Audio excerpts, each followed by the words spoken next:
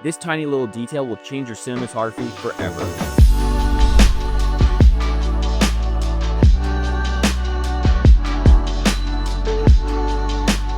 You see in every Hollywood film, it's called the eye light. And this eye light is this glimmer that gives depth into a character. You can create eye lights in so many different ways, but essentially, to make it simple, an eye light is a source that's being reflected in the eye. The eye is a very reflective part of the body, I guess. It's almost like a mirror, and it just allows you to get that depth into the character. Now, why would you want an eye light? Well, one is to create depth, like I said, and for us to create that connection with that character. How I usually achieve an eye light is I use a small fixture, and I call this the boob light. This is the new Zhiyun collab light with Cam McKay, and this is a really great light because I have this dome here, and this tiny dome here, it allows the light to spread and become soft, and the fixture is super tiny like you can see here, and it's RGB, and it's bicolor. You can change it to whatever you want. The reason why I love this fixture so much is because it allows me to get that glimmer in the eye of somebody.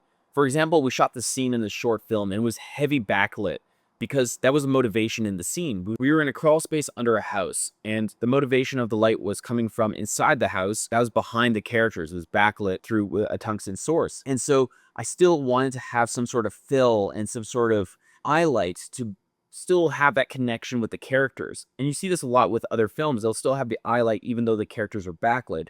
And that's what I use this for. I just mounted this to the dolly or the camera right beside myself, and it was just pointed towards the actors. It was dimmed very low, and we were able to just get that little glimmer in the eye and just give that extra dimension and depth to our characters. I also changed the color temperature to 10,000 kelvins, and that was the greatest part about this light, is RGB and bicolor, and that gave that bluer, mooner, mooner? That makes no sense. It gave this bluer, colder tone to it because I have this tungsten backlight pushing in, and then this bluer moonlight just gave that color contrast in the scene and also on their face. And I kept it very dim, right? I didn't want this to be overpowered. I didn't want to flatten out the image. I still wanted to keep contrast and make it a moody, contrasty image, essentially. But I had it very low and had this beautiful glimmer in their eyes. Now, my second method of getting an eye light is what I'll do with my key light is I'll have a big source, a big soft source. It'll be usually like a book light or something like that. And with that book light, it kind of wraps around and creates a Rembrandt. So usually with my key light, I have a sidey key light and it has a beautiful wrap around and creates a Rembrandt. But because of that, the character's looking towards the light usually, so they're getting a beautiful eye light in their eye. And since the source is so big,